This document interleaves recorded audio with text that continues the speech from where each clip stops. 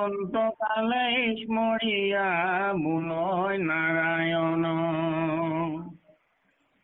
সামান্য স্বৰূপ যেন কৈলো বত মন বৈশ্য কৰি চিতে তাৰ তত্ত্ব। কৃষ্ণ কৃষ্ণ কৃষ্ণ। প্ৰভু ভগৱন্ত অনন্ত ঈশ্বৰ প্ৰপন্ন জনতাৰণ তুমি প্ৰিয়তম পৰম দেৱতা জানিয়া লৈলো শৰণ। আজি মণিকাঞ্চন অডিঅ' কনফাৰেন্সৰ সংযোগত থকা সভাপতি, কোষাধ্যক্ষ, সম্পাদক সমন্বিতে আমি সমস্ত সাধু সমস্ত আৰু আই মাতৃ সমস্তৰ শ্ৰী চৰণত সেৱা ধৰিছো। আমি আজি ব্যাখ্যাৰ আসনত উপবিষ্ট হবলৈ আগবাঢ়িছো। আমাৰ হয়তো কোনোবাখিনি টকা পিছা ভুল ভ্ৰান্তি হ'ব পাৰে।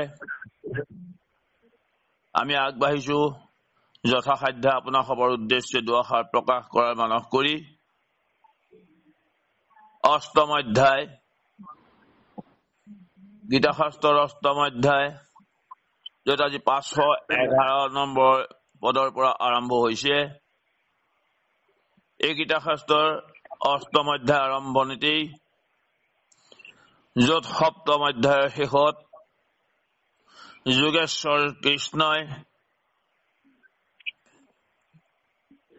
নিত্য কৰ্মৰ কথা অৰ্জুনৰ ওচৰত প্ৰকাশ কৰিছিল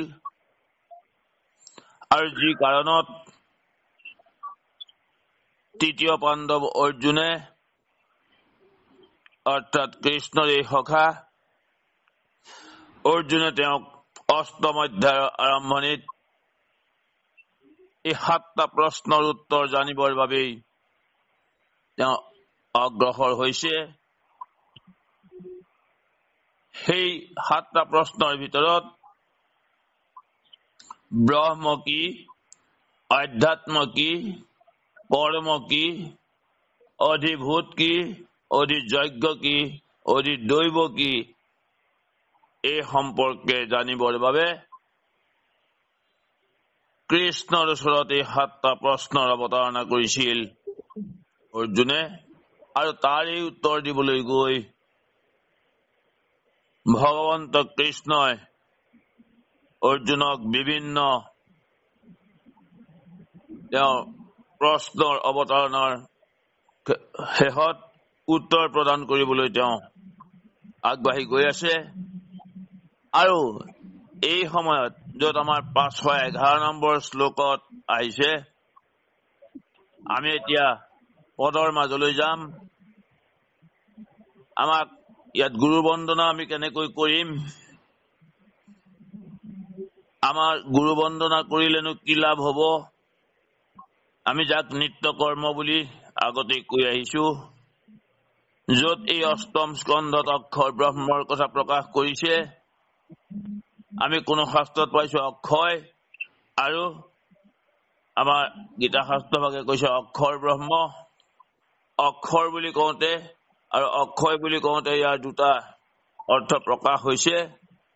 যাৰ ক্ষয় নাই ই হৈছে অক্ষয়, আৰু অক্ষৰ বুলি কওঁতে আমি ব্ৰহ্মক, যাক আমি অক্ষৰ ব্ৰহ্ম বুলি পাইছো। আমি প্ৰথমতে যিহেতু ব্ৰহ্ম কি বস্তু এই সম্পৰ্কে জানিব বিচাৰিছে অৰ্জুনে, আৰু সেই সম্পৰ্কে আমি শাস্ত্ৰত পোৱাৰ দৰেই শব্দ ব্ৰহ্ম, অক্ষৰ ব্ৰহ্ম বা বেদ ব্ৰহ্ম, অন্ন ব্ৰহ্ম বা যোনি ব্ৰহ্ম, দাৰু ব্ৰহ্ম বা মূৰ্তি ব্ৰহ্ম, এয়াই হৈছে আমাৰ গুণময়ত আৰু নিৰাকাৰত এক পৰম ব্ৰহ্ম। নিৰ্গুণত আমি নিৰাকাৰ পৰম ব্ৰহ্মক যেতিয়া উপলব্ধি কৰিব পাৰিম, আমি তেতিয়াহে গুণৰ পৰা নিৰ্গুণলৈ যাব পাৰিম। আমি নিৰ্গুণত পৰম ব্ৰহ্মক জানিব পাৰিলেই আমি তেতিয়াই ভগৱন্তৰ সন্মুখত আমি ভগৱন্তক আমি উপলব্ধি কৰিব পাৰিম। দৈত্যপতি বলিয়ে বামন প্ৰভুক লগ পোৱাৰ দৰেই আমি যেতিয়া আমাৰ গুণময় ব্ৰহ্মক আমি নিত্য কৰ্মৰ জৰিয়তে আমাৰ উত্তম গুৰুৰ জৰিয়তে পথপ্ৰদৰ্শক উত্তম গুৰুৰ জৰিয়তে যেতিয়া আমি আগবাঢ়ি গৈ আমি গুণময় সংসাৰ ত্যাগ কৰি গুণময় ত্যাগ কৰি যেতিয়া আমি নিৰ্গুণত উপস্থিত হ'ব পাৰিম, তেতিয়াই আমি জীৱন্ততেই আমাৰ জীৱন কালতেই যে আমি মুক্ত হ'ব পাৰিম, সেই কথা শাস্ত্ৰই বাৰে বাৰে প্ৰকাশ কৰি আহিছে। যি 7টা প্ৰশ্নৰ উত্তৰ যোগেশ্বৰ কৃষ্ণই অৰ্জুনৰ ওচৰত বাৰে বাৰে উত্তৰ দিবৰ বাবে তেওঁ আগবাঢ়ি গৈ আছে।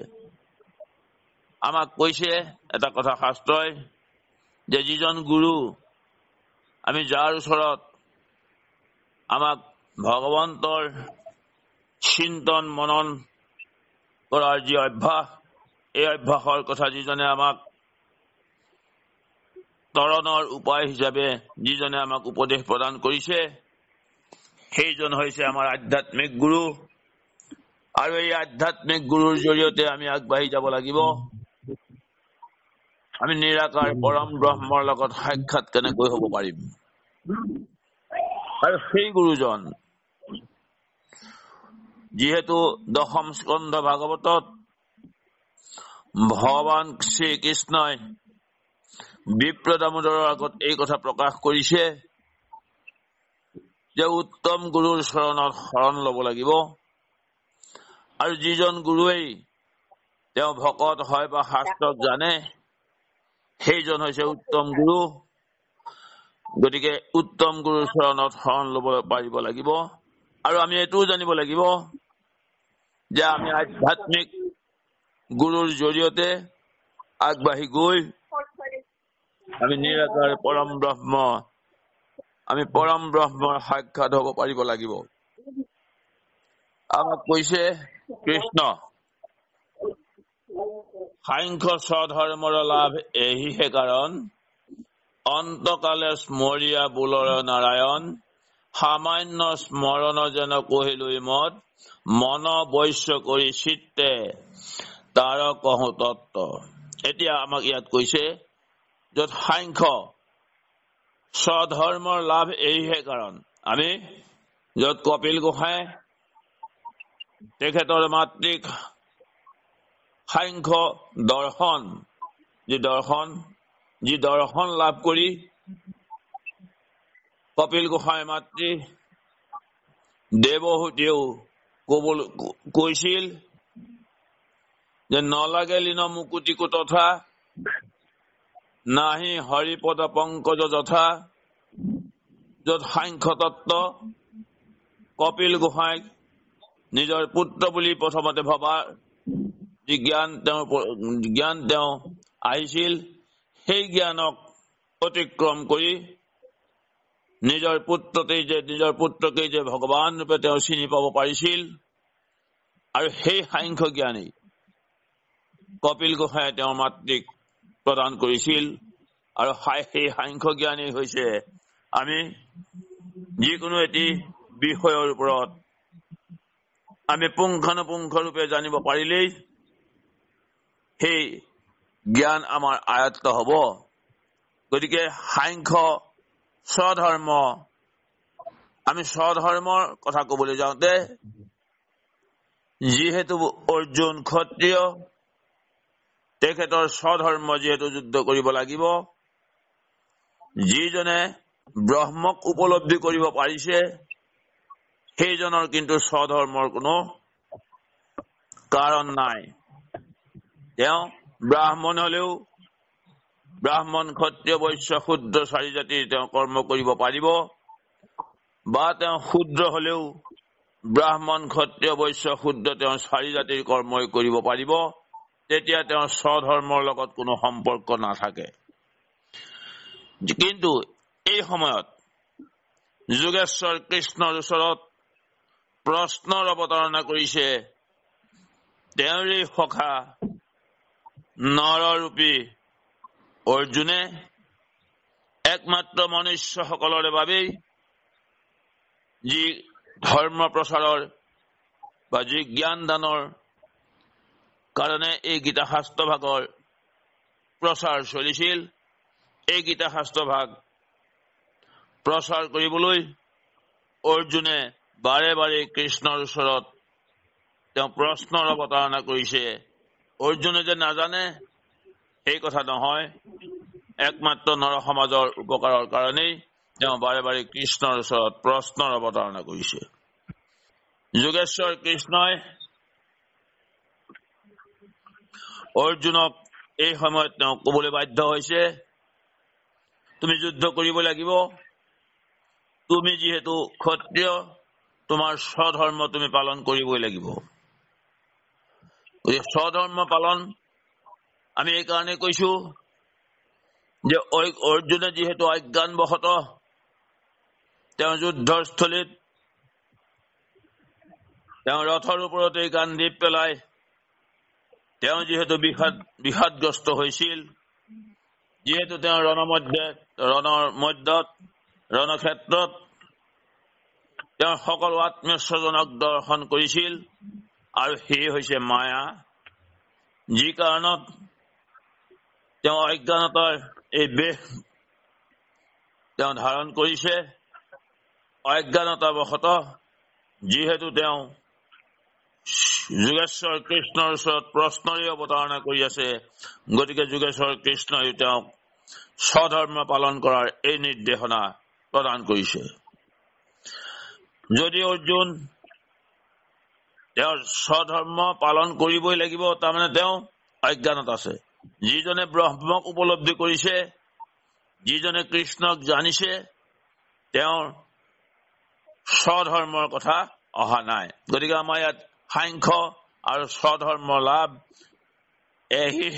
সেইকাৰণে ভগৱন্তক জনাৰ বাবে আমি স্বধৰ্ম পালন কৰিবই লাগিব।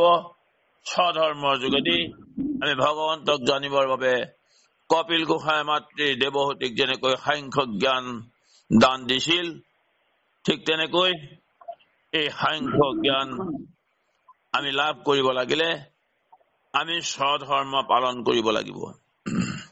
অন্তকালে স্মৰীয়া বুলয় নাৰায়ণ।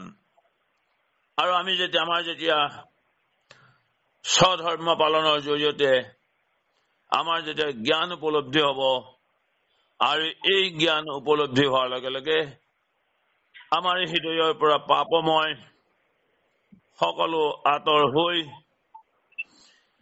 আমাৰ এই ৰাম নাম আমাৰ হৃদয়ত প্ৰতিষ্ঠা হ'ব, আৰু এই ৰাম নাম প্ৰতিষ্ঠা হোৱাৰ লগে লগে আমাৰ হৃদয়ৰ পৰা এই বেয়া বস্তুখিনি আমাৰ ওলাই যাব লাগিব। যেনেকৈ যুদ্ধক্ষেত্ৰত কুৰুক্ষেত্ৰত আমাৰ ধাননি পথাৰৰ পৰা আমি অলাগতিয়াল ঘাঁহ বন চিকুণাই যেনেকৈ আঁতৰাই পেলোৱা আমাৰ যি ব্যৱস্থা, কৌৰৱ আৰু পাণ্ডৱৰ মাজত এই ধৰ্ম আৰু অধৰ্মৰ মাজত এই কুৰুক্ষেত্ৰৰ ধৰ্মক্ষেত্ৰ নামৰ স্থানত কৃষ্ণই যি কুৰুক্ষেত্ৰ নামৰ এই সমৰ আৰম্ভ কৰিছে, তাৰ পৰাও এই অধৰ্মৰূপী কৌৰৱসকলক কেনেকৈ নিপাত কৰিব, এই উদ্দেশ্যেই যিহেতু গীতা শাস্ত্ৰৰ উৎপত্তি ভগৱান কৃষ্ণ যোগেশ্বৰ কৃষ্ণই সেই উদ্দেশ্যেই যিহেতু তেওঁৰ এই সখা অৰ্জুনক এই জ্ঞান দান দিবলৈ আগবাঢ়িছে। আৰু ঠিক এনেকৈ যেতিয়া এই জ্ঞান অন্তৰত প্ৰতিষ্ঠা হ'ব, তেতিয়া অন্তকালে স্মৰীয়া বুলয় নাৰায়ণ, যেতিয়া আমাৰ হৃদয়ত ৰাম নামে অংকিত হ'ব, তেতিয়া আমাৰ অন্তৰৰ পৰা একমাত্ৰ নাৰায়ণ নাম ভগৱন্তৰ নামে আমাৰ হৃদয়ৰ পৰা প্ৰকাশ পাব। গতিকে এয়া কোনে পাইছিল? নাৰায়ণ নাম কোনে দিব পাৰিছিল? এয়া একমাত্ৰ অজামিলে যেতিয়া তেওঁৰ দশম পুত্ৰৰ নাম তেওঁ নাৰায়ণ ৰাখিছিল, আমি এইটো বুজিলে ভুল হ'ব যে 84 বছৰ বয়সত অজামিলে 10টি পুত্ৰৰ জন্ম দিছিল। হয়, শাস্ত্ৰই আমাক এই উপাখ্যান দেখুৱাইছে, কিন্তু আমি যদি তাত্ত্বিক দিশত চাওঁ, আধ্যাত্মিক দিশত যদি আমি লক্ষ্য কৰো, তেন্তে আমি দেখিম যে অজামিল নামৰ কোনো এজন সেই ব্ৰাহ্মণ নাছিল। আমি প্ৰত্যেকে একোজন অজামিল। আৰু অজামিলৰ কি হৈছিলে যে তেওঁ 10 ইন্দ্ৰিয়ক তেওঁ নিয়ন্ত্ৰণ কৰিছিল। নিজ নিজ কৰ্মৰ পৰা 10 ইন্দ্ৰিয়ক তেওঁ আঁতৰ কৰি আনি তেওঁ একমাত্ৰ ভগৱন্তৰ চৰণত তেওঁ অৰ্পণ কৰিব পাৰিছিল, আৰু সেয়েহে তেওঁ দশম পুত্ৰ লাভ কৰিছিল নাৰায়ণ নামৰ। কথা হৈছে যে তেওঁ যি সময়ত 10 ইন্দ্ৰিয়ক নিজ নিজ কৰ্মৰ পৰা তেওঁ আঁতৰ কৰি আনি ভগৱন্তৰ চৰণতে অৰ্পণ কৰিব পাৰিছিল, তেতিয়াই তেওঁ দশম পুত্ৰ এই নাৰায়ণৰ লগত তেওঁ সাক্ষাৎ হৈছিল। আৰু যি কাৰণত তেওঁ দশম পুত্ৰক মতাৰ বাবেই, দশম পুত্ৰৰ নাম লোৱাৰ বাবেই যমদূত তেওঁৰ ওচৰৰ পৰা আঁতৰ হৈ যাব লগা হ'ল। ঠিক তেনেকৈ শিৱ পাৰ্বতী যেতিয়া তেওঁ বৃষভ বাহনত যেতিয়া তেওঁ গৈ আছে, সেই সময়ত যেতিয়া গৰখীয়া ল'ৰাটোৱে গৰুটোক ৰ বুলি কৈছিল, তেতিয়া মহে অৰ্থাৎ শিৱই কি কৈছিল যে পাৰ্বতী শুনাচোন, সেই ল'ৰাটোৱে নিশ্চয় ৰাম বুলি কব। আমাৰ 14 নম্বৰৰ ঘোষাজনে মহাপুৰুষ মাধৱদেৱ গুৰুজনাই ৰচনা কৰি থৈ যোৱা নামঘোষাৰ 14 নম্বৰ ঘোষাজনে কৈছে, মহেহে বুলন্ত মূৰৰ ৰকাৰ আদি নাম শুনি পৰম প্ৰসন্ন হোৱে মন, শুনিও পাৰ্বতী ময়ে মনত শংকৰ ৰঙে ৰাম বুলিবে কৈতো জন। গতিকে ৰ আখৰটো, ৰ শব্দটো শুনাৰ লগে লগেই যিহেতু মহেশ্বৰৰ তেওঁৰ হৃদয়ত স্পন্দন হৈছিল একমাত্ৰ ৰাম নামৰ, গতিকে সেই ৰাম নামৰ কি কাৰণে তেওঁক ৰামে ৰমন কৰি আছে। গতিকে সেই ৰ আখৰ শুনাৰ লগে লগে তেওঁৰ ৰাম নাম উচ্চাৰণ হব বুলি তেওঁ পাৰ্বতীক শুনাইছিল। কিন্তু এই ক্ষেত্ৰত আমাৰ নিচিনা ভকত হলে কি হব, আমি হয়তো ভাবিম যে কিয় ৰমণীৰ কথা যদি কয় বা কোনোবা ৰজাৰ কথা যদি কয়, ঠিক আমি হয়তো তেনেকৈ ভাবিব পাৰো। গতিকে আমাৰো হৃদয়ত আমি ৰাম নামেৰে অংকিত কৰিবৰ বাবে আমাৰ হৃদয়ত পুঞ্জীভূত হৈ থকা সেই বেয়া বস্তুবিলাক আমি আঁতৰ কৰিব পাৰিব লাগিব। একমাত্ৰ ৰাম নাম, একমাত্ৰ ভগৱন্তৰ গুণানুকীৰ্তন শ্ৰৱণ কীৰ্তনৰ জৰিয়তে আমি আমাৰ ইন্দ্ৰিয় সমস্তক আমি ভগৱন্তৰ চৰণত অৰ্পণ কৰিব পাৰিব লাগিব। সকলো ইন্দ্ৰিয়ৰ নিজ নিজ কৰ্মৰ পৰা ইন্দ্ৰিয় সমস্তক আমি আঁতৰ কৰি আনিব পাৰিব লাগিব। আৰু সেয়েহে আমাৰ যাতে শেষ পৰ্যায়ত যাতে আমাক কোনোবাই ভগৱন্তৰ নাম লোৱাৰ কথা কলে, বোলে কৃষ্ণৰ নাম লচোন, নহয় সেই সময়ত আহিব বোলে কায়ো খালেও উপায় মৰিলো, এয়াহে আহিব আমাৰ অন্তৰত। গতিকে আমি এয়া ৰিহাৰ্চেল যে কৰি আছো, এয়া যে আমি আখৰা কৰি আছো, আমাৰ হৃদয়ত আমি ৰাম নামেৰে কেনেকৈ অংকিত কৰিব পাৰিম, আমি সেই উদ্দেশ্যেহে আমি আগবাঢ়ি গৈ আছো। আমি ভগৱন্তৰ শ্ৰীচৰণ, ভগৱন্তৰ পাদ পদ্ম আমি যাতে স্পৰ্শ কৰিব পাৰো, আমি যাতে আগবাঢ়ি যাব পাৰো, সেই আমাৰ কামনা। গতিকে আমি 511 নম্বৰ ঘোষাজনৰ লগত আমি কিছু সংগতি ৰাখি কিছু কথা আপোনাৰ সবৰ ওচৰত প্ৰকাশ কৰিছো।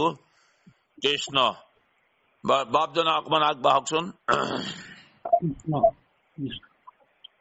বেদৰো তত্ত্ব যিটো জানয় সকলে, বাৰাহ বেজাক অক্ষৰ কৰি বোলে, ৰাগ দেশ কাম কুধ নিৰোধিয়া মন অক্ষৰত প্ৰৱেশিয়া খোজে যিটো জন। কৃষ্ণ কৃষ্ণ কৃষ্ণ। বেদৰো তত্ত্বক যিটো জানয় সকলে, তাৰা হবে যাহাক অক্ষৰ কৰি বোলে বেদ। আমি জানো সকলোৱে জানো যে আমাৰ বেদ এই 4খন বেদ, ঋক যজুৰ সাম অথৰ্ব।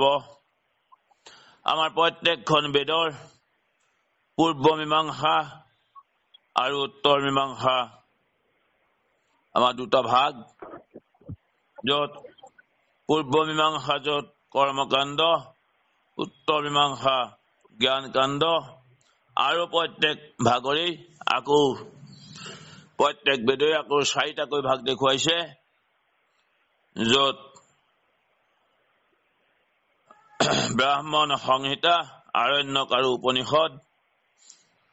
আমি যেতিয়া বেদৰ কৰ্মকাণ্ড অতিক্ৰম কৰি আহি বেদৰ জ্ঞান কাণ্ডত আমি যেতিয়া উপস্থিত হ'ব পাৰিম, আমি যেতিয়া আৰণ্যক আৰু উপনিষদৰ তত্ত্ব আমি বুজিব পাৰিম। আৰু যিহেতু শাস্ত্ৰই এটা কথা প্ৰকাশ কৰিছে যে সকলো উপনিষদৰ সাৰেই হৈছে এই গীতা শাস্ত্ৰ, গতিকে আমি বেদৰ কৰ্মকাণ্ড ভাগৰ কথা আমি পুংখানুপুংখৰূপে জানিব লাগিব। তাৰ পাছত আমাৰ জ্ঞানৰ কথা আহিব, যি কাৰণত অৰ্জুনে যিহেতু অজ্ঞানীৰ বেশ লৈছে, আৰু অজ্ঞানীৰ বেশ লৈ যিহেতু কৃষ্ণৰ ওচৰত তেওঁ বাৰে বাৰে প্ৰশ্নৰ অৱতাৰণা কৰিছে, গতিকে এই প্ৰশ্নৰ উত্তৰ দিবলৈ যিহেতু কৃষ্ণ আগবাঢ়ি গৈ আছে, আৰু আমিও বেদৰ এই সকলো আমাৰ কৰ্মকাণ্ডৰ সকলো কথা আমি বুজি লৈহে আমি জ্ঞান কাণ্ডলৈ আহিব লাগিব। আমি ভোগ কৰিলে যিহেতু ত্যাগ আহিব, সেই কথা যিহেতু গীতা শাস্ত্ৰই প্ৰকাশ কৰিছে, গতিকে আমি কৰ্মকাণ্ডতনো আমাক কি কৈছে, আমাক কি ভোগ কৰাৰ কথা কৈছে, আমি কি কৰিব লাগিব, এই কথাখিনি আমি কৰ্মকাণ্ডৰ জৰিয়তে জানি তেতিয়া আমি জ্ঞানৰ ওচৰলৈ আহিলো। জ্ঞান কাণ্ডত আহি যেতিয়া আমি উপনিষদত আমি যেতিয়া আগবাঢ়ি আহিলো, তেতিয়াই আমাৰ সেই জ্ঞান আমাৰ অন্তৰত জাগৃত হ'ব। এই গীতা শাস্ত্ৰই আমাক ইয়াকে দেখুৱাইছে যে বেদৰো তত্ত্বক যিটো জানয় সকলে, তাৰা হবে যাহাক অক্ষৰ কৰিবলৈ। অক্ষৰ যাক আমি বেদ ব্ৰহ্ম বুলি কৈছো, আমি আগতে কৈ গৈছো যে অক্ষৰ ব্ৰহ্ম বা বেদ ব্ৰহ্ম। আমি বেদক জানিবই লাগিব। ব্ৰহ্মক জানিবলৈ হলে বেদে কি কৈছে আমি জানিব পাৰিব লাগিব। গতিকে এই অক্ষৰ ব্ৰহ্ম বা বেদ ব্ৰহ্ম, গতিকে এই বেদ ব্ৰহ্মক আমি জানিবলৈ অগ্ৰসৰ হ'ব লাগিব। বেদ ব্ৰহ্মক জনাৰ পাছতহে আমি ৰাগ দেশ কাম ক্ৰোধ নিৰোধিয়া মন অক্ষৰত প্ৰৱেশিয়া খোজে যিটো জন। আমি এই বেদ ব্ৰহ্মৰ কথা জনাৰ পাছত আমাৰ কি হ'ব, তেতিয়া আমি আমাৰ মনৰ যি ৰাগ দেশ কাম ক্ৰোধ, আমি এই সকলো তেতিয়া আমি নিৰোধ কৰিব পাৰিম, আমি আমাৰ মনৰ পৰা আঁতৰ কৰিব পাৰিম। আৰু তেতিয়াহে আমি সেই বেদৰ উপনিষদ ভাগত আমি অগ্ৰসৰ হ'ব পাৰিম। আমি তেতিয়াহে আমি প্ৰৱেশ কৰিব পাৰিম। আমি এই আৰণ্যক আৰু উপনিষদত আমি তেতিয়াহে প্ৰৱেশ কৰিব পাৰিম, যেতিয়া আমি আমাৰ অন্তৰৰ পৰা এই ৰাগ দেশ কাম ক্ৰোধ আমি যেতিয়া আঁতৰ কৰি পঠিয়াব পাৰিম। কৃষ্ণ কৃষ্ণ। ব্ৰহ্মচৰ্য ধৰিয়াগে গুৰু বাহিয়া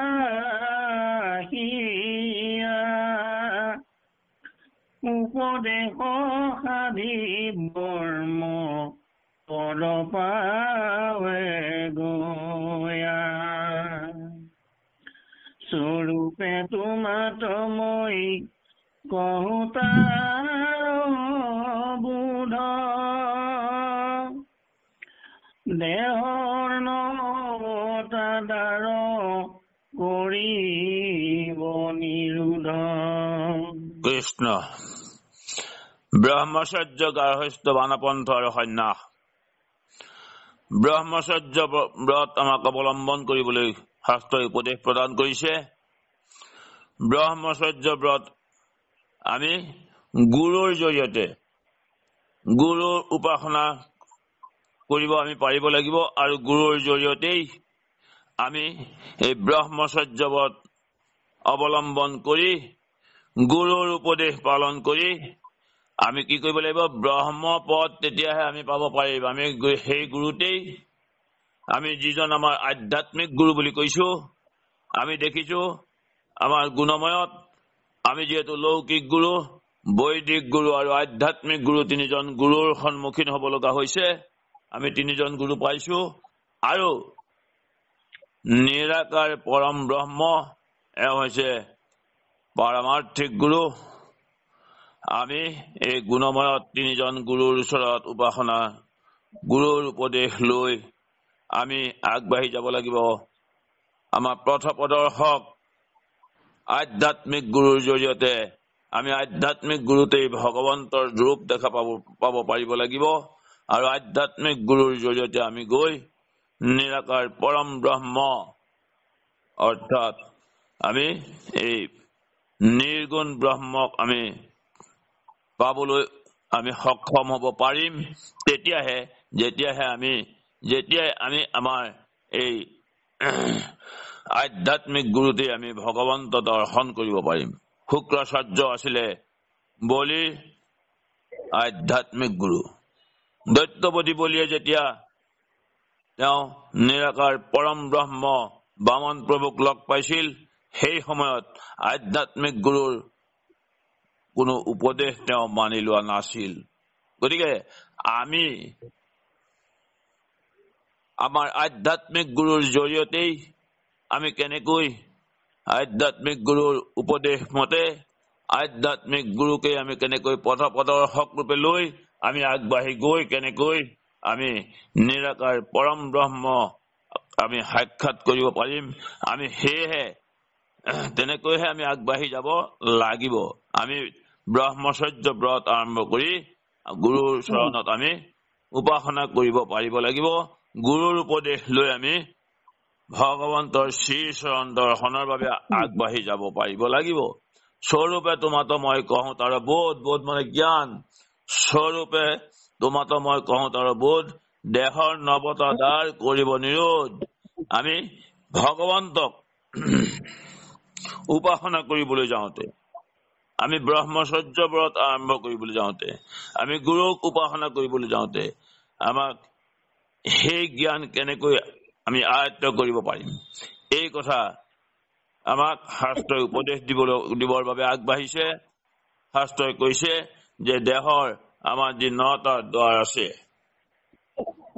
দেহৰ 9খন দ্বাৰ, এই আমাৰ দেহটোৰ লগতেই সম্পৰ্ক ৰাখি ভগৱন্ত কৃষ্ণই অৰ্জুনক যি উপদেশ প্ৰদান কৰিবলৈ গৈছে, য'ত আমাৰ দেহতেই জীৱ আত্মা আৰু পৰমাত্মা আমাৰ দেহতেই য'ত স্থিত হৈ আছে, য'ত পৰমাত্মা আৰু জীৱাত্মা যদিও স্থিতি হৈ আছে, তথাপি জীৱাত্মা আৰু পৰমাত্মাৰ কোনো দেখা দেখি নাই। গতিকে এই দেখা দেখিটো যিদিনা হ'ব, যিদিনা আমাৰ এই কালকুট নামৰ নদীৰ যিখন নদী আমাৰ আপাত মস্তক বৈ আছে, এই নদীখনৰ ঘাটত যিদিনা নৌকা বন্ধন কৰিব আৰু যিদিনা জীৱ আত্মা আৰু পৰমাত্মাৰ সাক্ষাৎ হ'ব, সেইদিনাই সংসাৰ সাগৰৰ পৰা তেওঁ তৰণৰ সেই উপায় লাভ কৰিব। গতিকে দেহৰ আমাৰ এই 9টা ৰন্ধ্ৰ আমি শুদ্ধভাৱে আমি ইয়াক নিৰোধ কৰিব পাৰিব লাগিব। আমাৰ ইন্দ্ৰিয় সমস্তক যেনেকৈ আমি আমাৰ নিজ নিজ কৰ্মৰ পৰা আঁতৰাই কেনেকৈ ভগৱন্তৰ চৰণত আমি অৰ্পণ কৰিব পাৰিম, তাৰ এই উপাসনাৰ বাবেই আমি আমাৰ এই ভগৱন্ত এতিয়া আমাক শাস্ত্ৰই উপদেশ দিবলৈ গৈছে যে এতিয়া একমাত্ৰ দেহৰ 9টা দ্বাৰ, 9খন দ্বাৰ নিৰোধ কৰি আমি ভগৱন্তক উপাসনা কৰিবলৈ আগবাঢ়ি যাব লাগিব। কৃষ্ণ। হৃদিত মনকনীয়া ৰাখিব নিচলে অমমৰ মধ্যত প্ৰাণ থৈব যোগ বলে আধাৰৰ অন্তে যে প্ৰণৱ ঘণ্টা দে উচ্চাৰিয়া স্মৰণ কৰিব প্ৰাণ যাইতে। এতিয়া হৃদিত মনক নিয়া ৰাখিব নিশ্চলে ভ্ৰুৱৰ মধ্যত প্ৰাণ থৈব যোগ বোলে। এয়া ভগৱন্তক উপাসনা কৰাৰ যি আৰ্যা, এই আৰ্যাভাগ আমাক দেখুৱাইছে যে আমাৰ মনক আমাৰ হৃদয়ত নি আমি স্থিত কৰিব পাৰিব লাগিব, স্থিতি কৰিব পাৰিব লাগিব। যাক আমি স্থিতপ্ৰজ্ঞ বুলি কৈছো, যাক শাস্ত্ৰৰ স্থিতপ্ৰজ্ঞ বুলি কৈছে। আমি মন একাগ্ৰ কৰিব পাৰিব লাগিব। ভগৱন্তৰ শ্ৰী চৰণত যাতে মন একাগ্ৰ হয়, সেই উদ্দেশ্যে আমি আগবাঢ়িব পাৰিব লাগিব। ভগৱন্তৰ গুণানুকীৰ্তন, শ্ৰৱণ কীৰ্তন আৰু মননৰ জৰিয়তেহে আমি আমাৰ মনক বশ্য কৰি আমি আমাৰ হৃদয়ত স্থিতি কৰিব পাৰিম। আৰু সেই আৰ্যাকে এতিয়া আমাক দেখুৱাইছে যে মনক নি হৃদয়ত আমি একান্তভাৱে ৰাখিব পাৰিব লাগিব। ভ্ৰুৱৰ মধ্যত প্ৰাণত থৈব যোগ বোলে। এই যোগৰ অভ্যাসৰ কথা আমাক শাস্ত্ৰই বাৰে বাৰে কৈ আহিছে। আমাৰ ভ্ৰু যুগলৰ মাজত আমি ভগৱন্তক আমাৰ কি কৰিব পাৰিব লাগিব? আমাৰ প্ৰাণ নি আমি তাত থব পাৰিব লাগিব। এয়া হল আমাৰ প্ৰাণায়ামৰ কথা কৈ আছে যে আধাৰৰ হন্তে যে প্ৰণৱ ঘণ্টনা দে উচ্চাৰিয়া স্মৰণ কৰিব প্ৰাণ যাইতে। আমাৰ আধাৰ পদ্ম, আমাৰ 6টা চক্ৰ আছে, মূলাধাৰ পদ্ম। এই মূলাধাৰ পদ্মৰ নি আমি কি কৰিব লাগিব? আমাৰ প্ৰণৱ অৰ্থাৎ আমি তাৰ পৰাই উচ্চাৰণ আমি আৰম্ভ কৰিব লাগিব। প্ৰণৱ মন্ত্ৰ, ভগৱন্তৰ মন্ত্ৰ আমি উচ্চাৰণ কৰি একমাত্ৰ আমাৰ ভ্ৰু যুগলৰ মধ্যত আমি স্থিতি কৰিব পাৰিব লাগিব আমাৰ প্ৰাণক। গতিকে এই আধাৰ পদ্মক নি আমাৰ এই মন্ত্ৰ প্ৰণৱ ভগৱন্তৰ ওম মন্ত্ৰ আমি প্ৰাণায়ামত উচ্চাৰণ কৰিবলৈ যাওঁতে আমি আধাৰ পদ্মৰ পৰাই আৰম্ভ কৰিব পাৰিব লাগিব। কৃষ্ণ কৃষ্ণ। বৰ্মৰ প্ৰতিমা নিষ্ঠে জানিবা পনবে অপনব স্মৰণে শিকা ৰণে গতি পায় ভকতে সাকাৰ ৰূপ চিন্তি নাম স্মৰে অজ্ঞানী নিৰাকাৰ বৰ্ম সমাধি কৰে। ব্ৰহ্মৰ প্ৰতিমা নিষ্ঠে জানিবা প্ৰণৱে, প্ৰণৱ স্মৰণে শিকাৰণে গতি পায়। প্ৰণৱ হৈছে মন্ত্ৰ, ভগৱন্তৰ নাম উচ্চাৰণ। ব্ৰহ্মৰ প্ৰতিমা আমি যি আমাৰ গুণময়ত যি আমি প্ৰতিমাৰ কথা প্ৰকাশ কৰিছো, আমাৰ এই প্ৰতিমাক আমি প্ৰণৱ মন্ত্ৰ উচ্চাৰণ কৰি প্ৰতিমাক যেতিয়া আমি সাকাৰ ৰূপ দিব পাৰিম, প্ৰণৱ স্মৰণে শিকাৰণে গতি পায়। সেইকাৰণে আমি সেই নিৰাকাৰ ৰূপক আমি সাকাৰ ৰূপ দিব পাৰিব লাগিব। আমি ভগৱন্তক স্মৰণ কৰোঁতে আমাৰ হৃদয়ত আমি ভগৱন্তক দৰ্শন কৰিব পাৰিব লাগিব। যেনেকৈ একমাত্ৰ স্মৰণৰ জৰিয়তে প্ৰহ্লাদে গতি পাইছিল। প্ৰহ্লাদক সেই এটা খুটাতেই দেখা দিব লগা হৈছিল নৃসিংহ ৰূপে। ভগৱন্তই আমিও ঠিক এই স্মৰণৰ জৰিয়তেই ভগৱন্তৰ নাম আমি স্মৰণ মনন চিন্তনৰ জৰিয়তেই আমি প্ৰণৱৰ জৰিয়তেই প্ৰণৱ মন্ত্ৰৰ উচ্চাৰণৰ জৰিয়তে ভগৱন্তৰ স্মৰণৰ বাবে আমি আগবাঢ়ি যাব পাৰিব লাগিব। যি কাৰণত শাস্ত্ৰই কৈছে যে প্ৰণৱ স্মৰণে সিকাৰণে গতি পায়। সেইকাৰণে আমি এই দাৰু ব্ৰহ্ম বা মূৰ্তি ব্ৰহ্ম আমি গুণময়ত উপাসনা কৰি আমি সেই মূৰ্তিক যেনেকৈ একলব্যই দ্ৰোণাচাৰ্য গুৰু হিচাপে মানি লৈছিল, আৰু দ্ৰোণাচাৰ্য যিহেতু দ্ৰোণাচাৰ্যই এই কথা সহ্য কৰিব নোৱাৰি তেওঁ একলব্যৰ বুঢ়া আঙুলিকে কাটি দিব লগা হ'ল তেওঁ গুৰু দক্ষিণা হিচাপে। গতিকে এই দ্ৰোণাচাৰ্যৰ দৰে দ্ৰোণাচাৰ্যৰ প্ৰতিমা সাজি যেনেকৈ একলব্যই তেওঁ গুৰু উপাসনা কৰিছিল, গতিকে আমিও এই প্ৰণৱ মন্ত্ৰ উচ্চাৰণ কৰিব পাৰিব লাগিব ভগৱন্তৰ সেই মূৰ্তি ব্ৰহ্মৰ ওচৰত, আৰু তেতিয়াহে সাকাৰ ব্ৰহ্ম আমাৰ উপলব্ধি হ'ব। এতিয়া আমাক কৈ আছে এটা কথা যে যোগীসকলে কি কৰিছে, একমাত্ৰ তেওঁলোকে এই ব্ৰহ্ম অৰ্থাৎ পৰমাত্মাক তেওঁলোকে চিন্তা কৰিছে যোগীসকলে। আৰু ইয়াত কৈছে যে ভকতে সাকাৰৰ ৰূপ চিন্তি নাম স্মৰে। ভকতসকলে কি কৰিছে যে ভগৱন্তৰ সাকাৰ ৰূপক চিন্তা কৰিছে। ভগৱন্তৰ সাকাৰ ৰূপ, যিটো ৰূপত আমাক কৌৰৱ আৰু পাণ্ডৱৰ এই ধৰ্মক্ষেত্ৰ কুৰুক্ষেত্ৰ নামৰ এই ধৰ্মক্ষেত্ৰত যুদ্ধখন লগাই শ্ৰীকৃষ্ণই যোগেশ্বৰ কৃষ্ণই আমাক যেনেকৈ জ্ঞান দান দিব খুজিছে, যিজন অৰ্জুনে কৃষ্ণক বাৰে বাৰে প্ৰশ্ন কৰি নৰসমাজৰ বাবেই এই জ্ঞান তেওঁ দিব খুজিছে, আমি সেইজন কৃষ্ণৰ যি সাকাৰ ৰূপ, আমি সেই সাকাৰ ৰূপক উপাসনা কৰিবলৈ আমি চিন্তা কৰিব পাৰিব লাগিব। আৰু ভকতসকলে সদায় সেই সাকাৰ ৰূপক চিন্তা কৰিছে।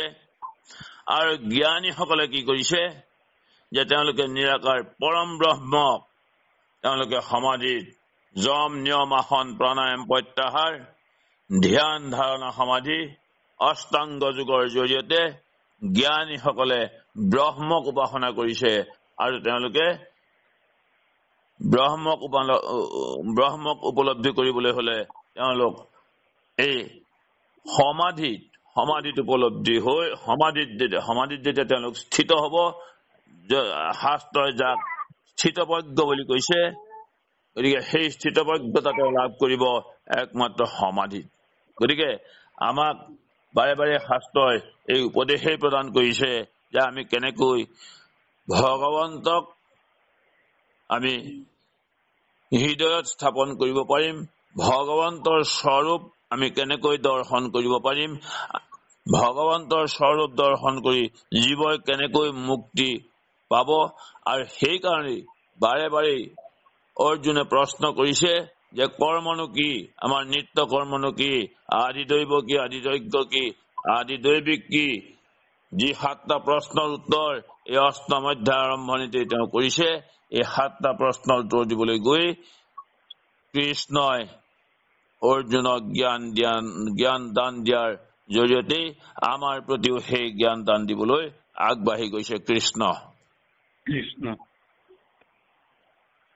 কৃষ্ণে বোলে দেখা নানা পন্থে গতি পায়, সুলভ আনন্দ কিন্তু ভক্তি বিনা নাই। সাংখ্য যে অষ্টাংগ জ্ঞান ব্ৰহ্মচৰ্য যোগে, নামত বিশ্বাস ভৰিলে এতে কেন লাগে। কৃষ্ণ কৃষ্ণে বোলে দেখা নানা পন্থে গতি পায়। য'ত আমাক ইয়াত দেখুৱাইছে যে যোগীসকলে একমাত্ৰ পৰমাত্মাৰ চিন্তা কৰিছে, পৰমাত্মাক ধ্যান কৰিছে, ভকতসকলে সাকাৰ ৰূপক চিন্তা কৰিছে, আৰু জ্ঞানীসকলে কি কৰিছে, তেওঁলোকে একমাত্ৰ ব্ৰহ্মক চিন্তা কৰিছে। এতিয়া কৃষ্ণই কৈছে যে চোৱা, নানা প্ৰকাৰে ভকতসকলে গতি পায়, নানা প্ৰকাৰে গতি পায় বুলি এয়া দেখুৱাইছে। পন্থা ইয়াত কেইবাটাও দেখুৱাইছে, কিন্তু ইয়াত যিটো সুলভ, যিটো আনন্দ, য'ত যিটো মুক্তিৰ যিটো আনন্দ, সেই আনন্দ একমাত্ৰ ভক্তি বাহিৰে আন কোনেও দিব নোৱাৰে। যি ভক্তিৰ কথা, যি সাংখ্য যুগত আমাৰ সাৰূপ্য, সালোক্য, সাযুজ্য, সামীপ্য আৰু লীন মুক্তি, আমাৰ 5 বিধ মুক্তিৰ ভিতৰত লীন মুক্তি যিহেতু শ্ৰেষ্ঠ,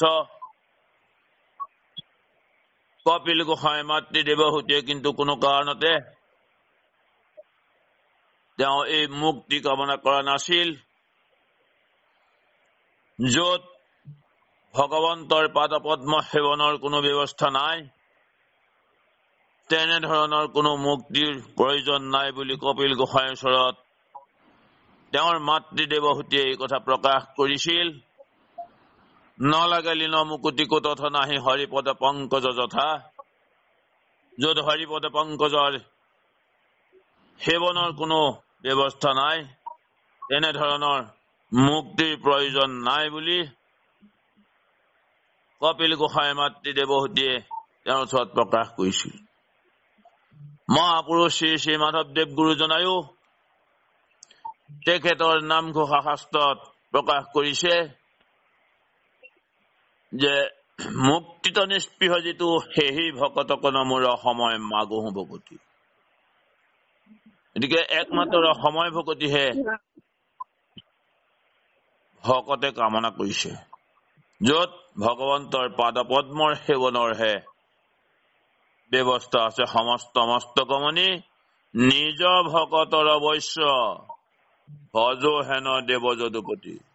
যিজন ভকত বৎসল, ভকতৰ বৈশ্য, তেওঁ নিজ ভকতৰ বৈশ্য যিজন ভগৱন্ত, সেই ভগৱন্তৰ চৰণ পদ্ম, সেই ভগৱন্তৰ চৰণ পদ্ম সেৱাৰহে ব্যৱস্থা একান্ত ভকত সমস্ত ইচ্ছা কৰিছে, তেওঁলোকে মুক্তিক কামনা কৰা নাই। সাংখ্য যে অষ্টাংগ জ্ঞান ব্ৰহ্মচৰ্য যোগে নামত বিশ্বাস ভৰিলে তেকে নলাগে। যদি ব্ৰহ্মচৰ্যকে আদি কৰি আমাৰ ব্ৰহ্মচৰ্য গাৰ্হস্থ্য বানপন্থ সন্ন্যাসাশ্ৰমত আমি যিহেতু অষ্টাংগ যোগৰ দ্বাৰাও আমি জ্ঞান লাভ কৰিব পাৰো, তথাপি একমাত্ৰ ভকতসকলে এই নামত যেতিয়া বিশ্বাস ৰাখিছে, আৰু শাস্ত্ৰই কৈছে যে এই নামত একমাত্ৰ ভগৱন্তৰ নামত যিসকলৰ বিশ্বাস আহিল, তেতিয়াহ'লে তেওঁলোকৰ এই অষ্টাংগ যোগৰো কোনো প্ৰয়োজন নাই। এই কথা শাস্ত্ৰই বাৰে বাৰে প্ৰকাশ কৰিছে যে অষ্টাংগ যোগৰো যি আৰ্য ইয়াত প্ৰকাশ কৰিছে, আমাক সেই অষ্টাংগ যোগৰো যদি ভগৱন্তৰ নাম হৃদয়ংগম হল, ভগৱন্তৰ নাম যদি আমি উচ্চাৰণ কৰিব পাৰিলো, আমাৰ মুখত যদি, আমাৰ হৃদয়ত যদি ৰাম নামেৰে অংকিত কৰিব পাৰিলো, তেতিয়াহ'লে আমাক আৰু অষ্টাংগ যোগৰ কোনো প্ৰয়োজন নাই। একমাত্ৰ নামত বিশ্বাস কৰিলেই যে আমি আমাৰ জীৱৰ যে মুক্তি সাধন হ'ব, সেই কথা শাস্ত্ৰই প্ৰকাশ কৰিছে। লগতে কৃষ্ণই অৰ্জুনৰ ওচৰত প্ৰকাশ কৰিছে। কৃষ্ণ